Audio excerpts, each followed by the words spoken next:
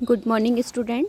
आज हमारा जो टॉपिक है, हमने इससे पहले डेविस की थ्योरी पढ़ी थी जिसमें उसकी मान्यताओं के बारे में हमने चर्चा की थी और उन्होंने अपने चक्र को भौगोलिक चक्र नाम दिया था। किस आधार पे? अवस्थाओं के आधार पे जो नाम दिया था उसी के बारे में अब हम विस्तृत व्याख्या करेंगे, क्योंकि अपना जब उन्होंने सिद्धांत दिया तो एक वक्र का यूज़ किया था और उस वक्र में उन्होंने कुछ बातें बहुत ही सीधे रूप में समझाई थी।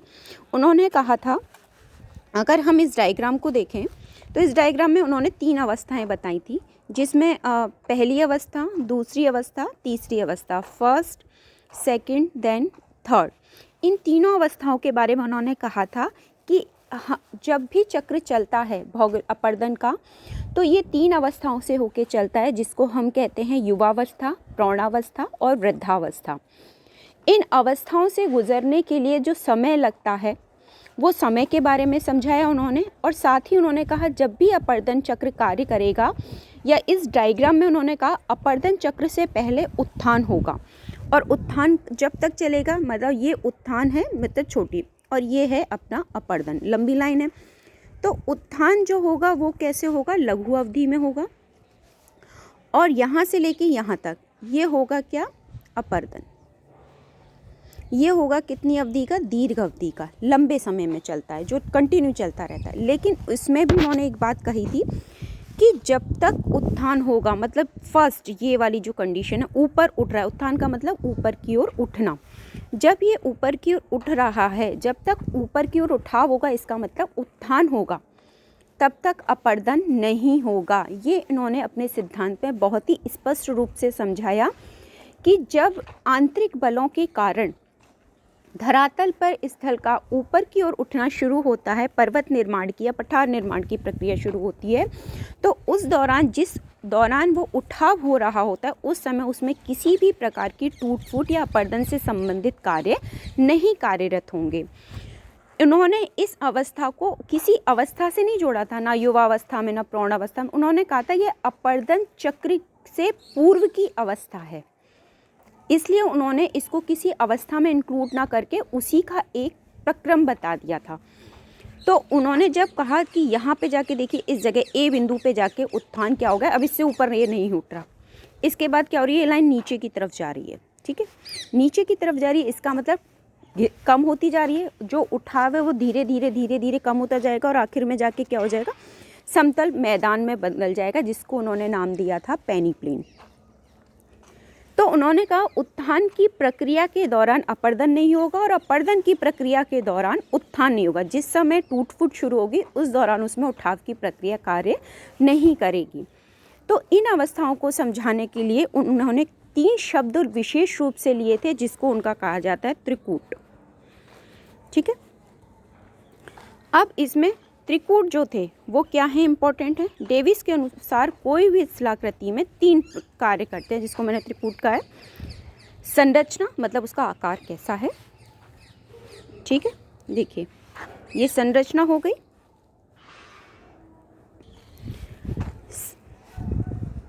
सॉरी ये संरचना हो गई। दूसरा हो गया इसका प्रक्रम, संरचना, दूसरा प्रक्रम, किन प्रक्रमों से होके गुजरी अवस्थाएं, जो कि मैं बार बार मेंशन कर रही हूँ, जिसमें कौन कौन सी हैं, युवावस्था, प्रौढ़ावस्था, वृद्धावस्था, 3 अवस्थाएं इन्होंने मानी हैं।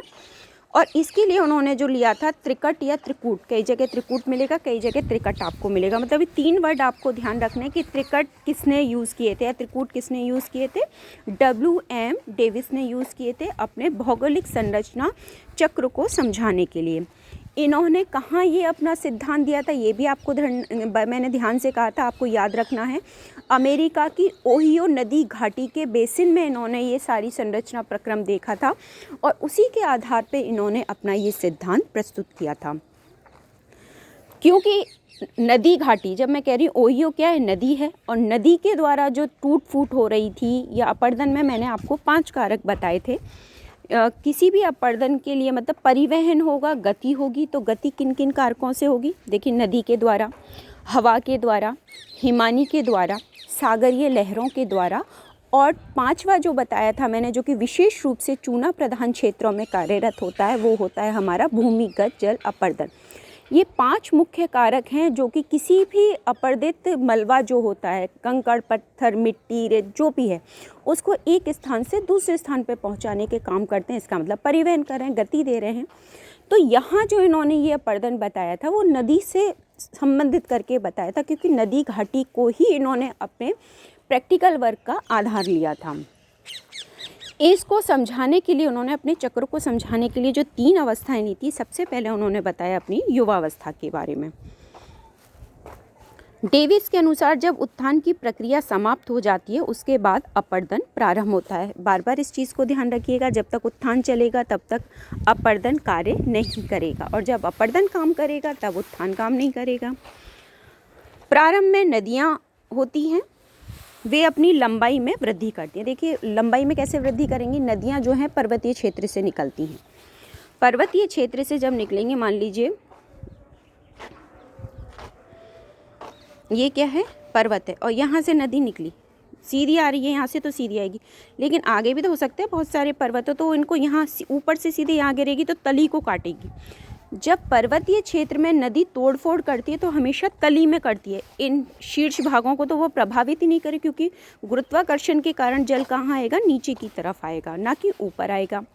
जब नीचे आएगा तो तेज़ी से आएगा, क्योंकि ढाल तीव्र होता है। मंद ढाल होगा तो पानी की गति कम होगी, तीव्र ढाल होगा तो पानी की गति भी क्या होगी, तेज होगी।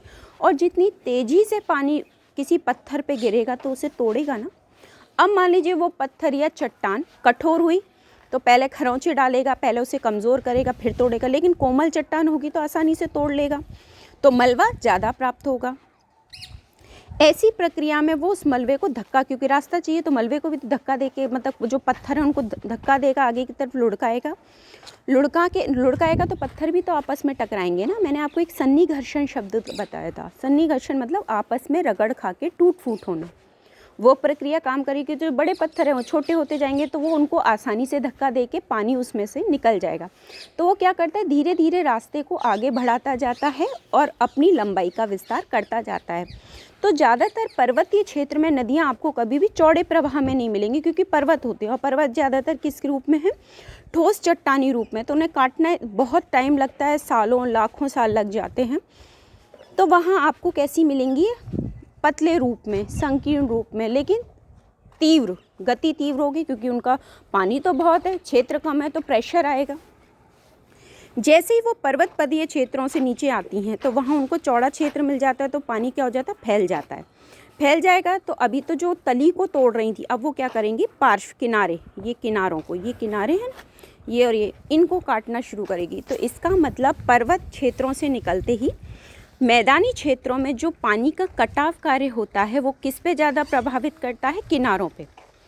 किनारों को काटेगी, किनारों को जैसे जैसे काटेगी तो उसका चौड़ाई क्या होती जाएगी, नदी की बढ़ती जाएगी, और उसका पार्ट बढ़ता जाएगा। जितना पार्ट बढ़ेगा तो पानी फैलेगा, तो पानी जितना ज़्यादा फैल के चलेगा उसकी गति क्या हो जाएगी, धीमे धीमे।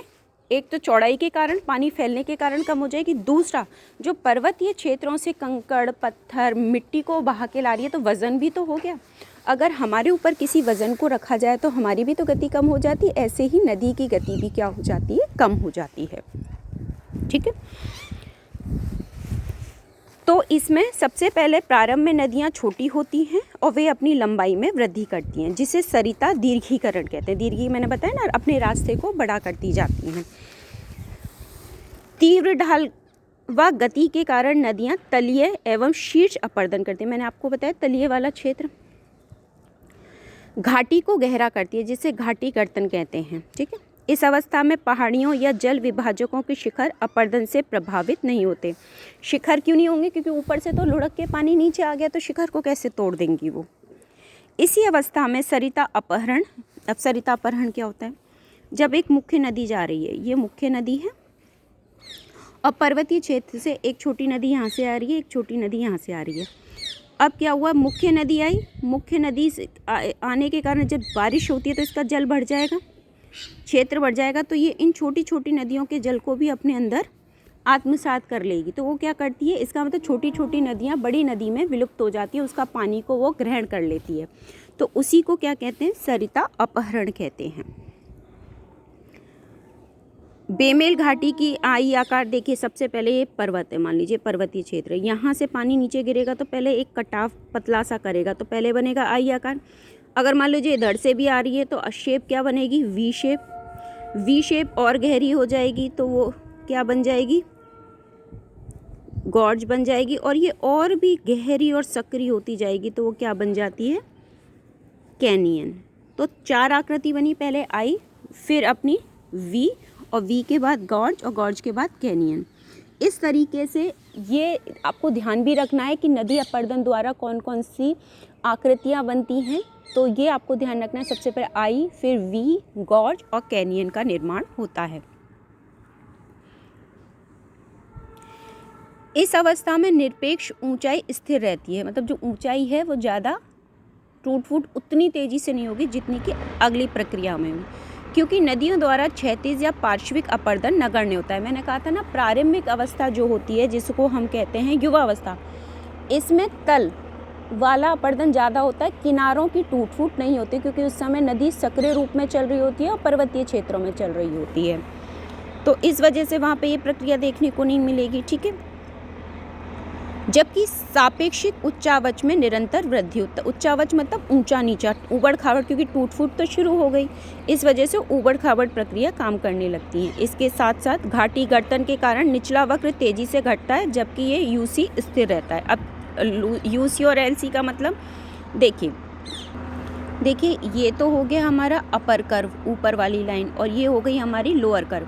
तो ऊपर से जब काटन शुरू हुआ, नदी का प्रवाह शुरू हुआ, तो नीचे की तरफ कटाव ज़्यादा, जो इतना क्षेत्र था उसको तोड़ फोड़ के क्या कर दिया, उसने गहरा कर दिया। तो आप गौर से देखो, वी शेप बन रही है ना।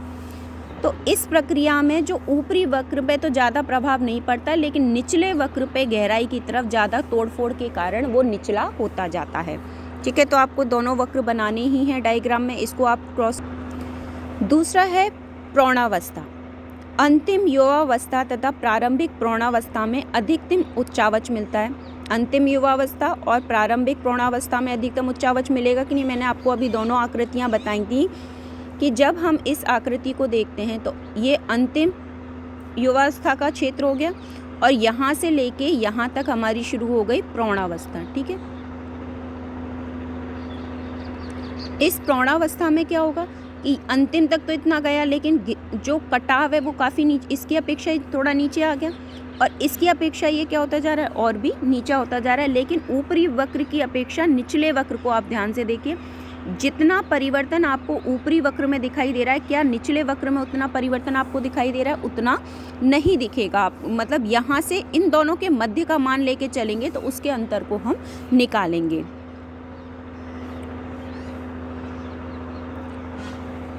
प्रौढ़ावस्था में प्रारंभ होती पार्श्विक और क्षैतिज अपरदन प्रारंभ। इसका पार्श्विक और क्षैतिज अपरदन का मतलब नीचे के हिस्से को, अभी तक तो ऊपर से सीधे नदी गिर रही थी तो वो तली को तोड़ रही थी, लेकिन जैसे ही मैदानी क्षेत्रों में आएगी, नदी फैलेगी तो वो किनारों को काटेगी और तली जिसमें वो बह रही है उस तली को भी वो तोड़ती हुई आगे बढ़ेगी। इसके कारण क्या होंगी, जो घाटियां सक्रिय थी वो क्या होने लगेंगी, चौड़ी होने लगेंगी। तलीय अपरदन समाप्त हो जाता है। शिखरों या जल विभाजकों के प्रारंभ में अपरदन प्रारंभ हो जाता है। परिणाम स्वरूप क्या होगा, अपर कर्व यूसी और एलसी लोअर कर्व में कमी आने लगेगी। मतलब जितनी तेजी से वो पहले बदला था उसी तेजी से वो दोबारा नहीं बदलेगा। अंतिम प्रौढ़ावस्था में अवसादों की अधिकता व वेग के कम होने से नदी विसर्प बना। मैंने कहा ना, पर्वतीय क्षेत्रों से बड़े बड़े पत्थर लाई, फिर कंकड़ पत्थर वो आपस में टूटे, उनका आकार टूट के रेत में बदला, मिट्टी में, तो उसमें क्या होता है, वजन बढ़ता जाता है। जैसे किसी चीज़ पे वजन बढ़ेगा उसकी गति धीरे धीरे क्या हो जाएगी, कम हो जाएगी। अब बजाय वो जो सीधे चल रही थी पानी की अधिकता के कारण, अब उसमें वजन के कारण बजाय वो सीधी चलने की कैसे चलेगी, सर्पाकार रूप में। अब सर्पाक विसर्प मतलब इस रूप में टेढ़ी मेढ़ी चलेगी, जहाँ उसे आसानी से रास्ता मिल जाएगा वो उन क्षेत्रों से होके बहने लगेगी। और कई बार क्या होता है, इसी दौरान मान लो पानी आ गया और पानी आने के जो टेढ़ी चल रही थी नदी कई बार सीधी भी चलने लग जाती है, पानी का मार्ग बढ़ जाता है तो वो इस क्षेत्र को कवर भी, और कई बार इतना विसर्प बन जाता है कि वो इस रास्ते को छोड़ के अपना मार्ग ही बदल देती है और बीच में से ये कर्व कई जगह बने रह जाते हैं। और ये जो सी आकार आपको दिख रहा है इसी को कह देते हैं गोखुर झील, गौ के खुर जैसी झील। जो विसर्प के दौरान ये हिस्सा आपका अलग संपर्क से हटके रह जाता है, जिसमें पानी भरा रह जाता है, वही गोखुर झीलों का निर्माण करती हैं। ठीक है, तो गोखुर झील बाढ़ का मैदान, अब बाढ़ आएगी तो मैदान मिट्टी रह जाएगी ना उसमें। प्राकृतिक तटबंध, मिट्टी का जब वजन ज़्यादा हो जाता है तो पानी भी कम धीरे धीरे होने लगता है, वाष्पीकरण होता है, तो जगह जगह क्या होता है, मिट्टी को छोड़ता जाता है। तो कई जगह मिट्टी इकट्ठी हो के ऐसा हो जाता है जैसे प्राकृतिक रूप से कोई बांध बन गया हो, ऊंचा क्षेत्र हो गया हो, किनारे पे मिट्टी इकट्ठी होने लगती है। तो ये प्रक्रिया नदी की जो बहाव होता है उसके दौरान हमें दिखाई देती है। अगली अवस्था है हमारी वृद्धावस्था। वृद्धावस्था, जब प्रौढ़ावस्था धीरे धीरे वृद्धावस्था में परिवर्तित होती है, इस समय ढाल क्या हो जाता है, अत्यंत न्यून। जो तीव्र, देखिए प्रारंभिक में तीव्र ढाल होता है, जो युवा अवस्था होती है उसमें तीव्र ढाल की बात होती है, एकदम ऊपर से पानी नीचे आएगा। प्रौढ़ावस्था में न्यून ना होके कैसा होता है, मंद ढाल। मंद में क्या है, मलबा ज़्यादा मिलता है, हमें हमेशा ध्यान रखिए, मंद ढाल मलबा ज़्यादा एकत्रित करता है और उस समय नदी का क्या होना, चौड़ी होने लगती है, तो गति कम होती है। लेकिन जैसे ही वृद्धावस्था में प्रवेश करते हैं, ढाल न्यून, मतलब न्यून का मतलब क्या होता है, जब ढाल हमारा 45 डिग्री से नीचे नीचे बन जाए। 90 से नीचे को मानते हैं, लेकिन फिर भी 45 से नीचे नीचे का जो ढाल बनता जाता है वो हो जाता है न्यून ढाल में। इसमें क्या होता है, जालूनुमा अपवाह तंत्र विकसित होता है। जालूनुमा मतलब ये मुख्य नदी है, ये जा रही, और इसमें छोटी छोटी धाराओं के रूप में एक इधर निकल गई, जहाँ रास्ता मिल गया इधर निकल गई, तो ऐसा जालनुमा संरचना बन जाती है। यही आकृति आपको जब नदी समुद्र में गिरने वाली होती है, ये संरचना आपको वहाँ देखने को मिलेगी, और जिसको हम कह देते हैं डेल्टा। क्योंकि नदी समुद्र में गिरने से पहले अपने संग जितना भी अवसाद लाती है वो क्या करती है, किनारों पे छोड़ देती है। जो बारीक महीन कण होते हैं जो जल में घुले और लटके रहते हैं, सिर्फ उनको लेके वो समुद्र में गिरती है। ठीक है, तो उसी से क्या अपवाह तंत्र, उसे हम कह देते हैं डेल्टा निक्षेप जनित स्थलाकृति का विकास होता है। धरातल आकृति विहीन से अब ऊपर से टूट फूट होते होते जो लंबे समय से टूट फूट हो रही है, जो पर्वत है वो धीरे धीरे पठार से मैदान, और लास्ट में हो सकता है कई बार गड्ढे भी बन जाएं, तो इस प्रकार की आकृति वहाँ देखने को मिल। जैसे देखिए पहले ये तीव्र ढाल है, यहाँ पे ये तो एकदम तेजी से तीव्र, अब क्या हो गया, ढाल मंद हो गया, इसका मतलब मलबा ज़्यादा है तो वज़न बढ़ गया। लेकिन यहाँ आके न्यून ढाल हो गया, ये न्यून में कन्वर्ट हो गया, और न्यून ढाल के कारण ये धीरे धीरे घिसते ये क्षेत्र कैसा हो जाएगा, बिल्कुल समतल प्राय मैदान में बदल जाएगा, मतलब मैदान के समतुल्य हो जाएगा, जिसको उन्होंने नाम दिया था पेनी प्लेन। एक अपर्दन चक्र पूर्ण होता है तो दूसरा अपर्दन चक्र तब तक प्रारंभ नहीं होता जब तक पुनः उत्थान, नवोन्मेष, पुनर्युवन की क्रिया ना हो। इसका मतलब जैसे ही जमीन मान लीजिए समतल हो गई, लेकिन ऐसा थोड़ा है कि बाह्य बल ही काम करे, आंतरिक बल भी तो कहीं ना कहीं काम करेंगे। तो हो सकता है जो ज़मीन आज समतल दिख रही है, भविष्य में या आने वाले सालों में वहाँ कोई पर्वत निर्माण हो जाए आंतरिक बल के कारण। तो ये एक चक्र चलता रहता है। डेविस ने ढालों के पतन से संबंधित ढाल पतन सिद्धांत भी दिया था। तो अगर आपसे पूछा जाए डेविस ने कौन सा ढाल पतन सिद्धांत किसने दिया था, तो WM डेविस ने दिया था। अब इनके सिद्धांत की कुछ आलोचनाएं रहीं, तो उनको भी हमें देखना पड़ेगा कि क्या इनकी कमियां रहीं। डेविस के अनुसार अपर्दन की क्रिया उत्थान के बाद प्रारंभ होती है, जबकि ऐसा नहीं है। क्या ऐसा संभव है कि कोई चीज़ उठ रही हो और अब बाहर से पानी का आना, सूर्य का चमकना या हवा का चलना बंद हो जाए और उसको टूट फूट ना हो? ऐसा कभी संभव नहीं है। उत्थान और अपर्दन हमेशा साथ होने वाली प्रक्रियाएं हैं। तो इसी कारण से इनके सिद्धांत आलोचना का शिकार हुआ था, क्योंकि अपर्दन उत्थान का इंतजार नहीं करता। डेविस की शीघ्र उत्थान की कल्पना भी गलत है। प्लेट विवर्तनी की सिद्धांत दीर्घकालीन प्रक्रिया उत्थान की व्याख्या करता है। उत्थान तुरंत नहीं हो सकता, कोई भी चीज़ अचानक, ये हिमालय पर्वत अचानक थोड़ा ना खड़ा हुआ होगा, लाखों सालों में जाके धीरे धीरे उठाव लिया होगा। जबकि डेविस कह रहे थे कि कोई भी पर्वत अचानक खड़ा हो जाता है, ऐसा कभी भी संभव नहीं हो सकता।